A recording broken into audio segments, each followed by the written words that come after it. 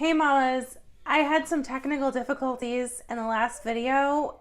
It was going like in and out and cutting some parts out, so I'm gonna try this again and I hope that this one is better. So today we're talking about midnight diaper changes. I see this question asked a lot in mom groups. Should I change my baby's diaper in the middle of the night?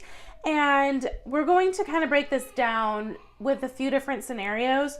So if there is a poopy diaper, you for sure are going to want to change that because there are consequences to leaving a soiled diaper. You just don't want to do that. You'll want to change that as soon as possible. And now if it is just a little bit wet, then if it's a toddler, I would say it's okay to leave it. And if it is an infant or newborn, then think about when is their next feeding, because they're probably going to be peeing more as they're sleeping until the next feeding. So it's probably okay if it's just a little bit wet to wait until the next normal time to change. Now, if the diaper is, and real quick, if you're struggling, if your child is struggling with a diaper rash, you're going to want to think of this a little bit differently, because the best way to combat diaper rash, to overcome diaper rash, is by keeping a dry diaper on your child. So even if it is just a little bit wet, depending on how severe the diaper rash is, I would probably change it anyway. So just use your own judgment with this, and you know your situation best, you know your child best, and with each situation and scenario and stage in your child's life, you will figure out what works for you. I'm just here as a guide. And so we're going to talk about a very wet diaper. So there's a couple different levels to this. There's a very wet diaper that's not soaked through to the pajamas, and there's a very wet diaper that is soaked through to the pajamas, and then there's also a very wet diaper that's extremely soaked through the pajamas and the sheets and everything. So again, if this is a baby, like infant, newborn maybe, then think about when the next feeding time is. Does it make sense to risk waking baby up to change the diaper? Can you just wait till the next feeding? If we're talking toddler, where the toddler is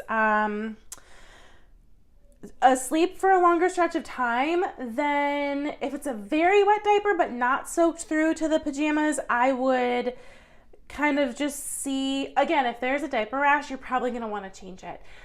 If there's not a diaper rash and your child doesn't seem uncomfortable, then maybe don't risk waking them up. If it is soaked through to the pajamas, but not a lot, and they don't seem super uncomfortable or uncomfortable at all, then maybe same situation. Maybe see if you can just change them in the morning. Now, if the pajamas are soaked through a lot, even all the way to the sheet, even if it's not all the way to the sheet, if it's uncomfortably wet, then you're going to want to change your child. So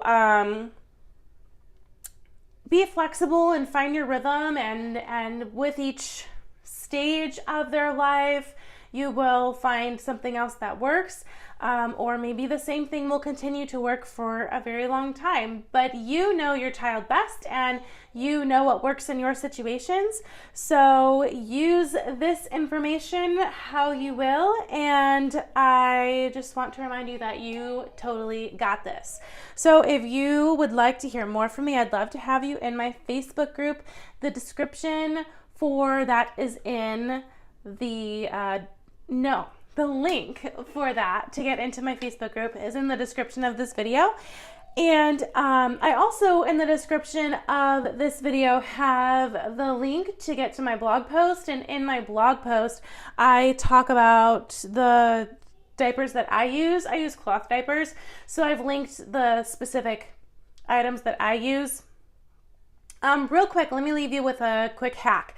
So there are nighttime diapers for a reason, and this higher absorbency is supposed to minimize any sort of leaking. Now, if you do leak through to the sheets, if your baby does leak through, then a really nice hack to have in the back pocket is having 2 layers of sheets and mattress protector. So if the sheet gets wet, then you just peel off the top sheet and then peel off that mattress protector, and then you should have a dry sheet and dry mattress protector underneath that, if your mattress protector is working properly. So that is all for today. Thank you for watching, and I'll see you next time.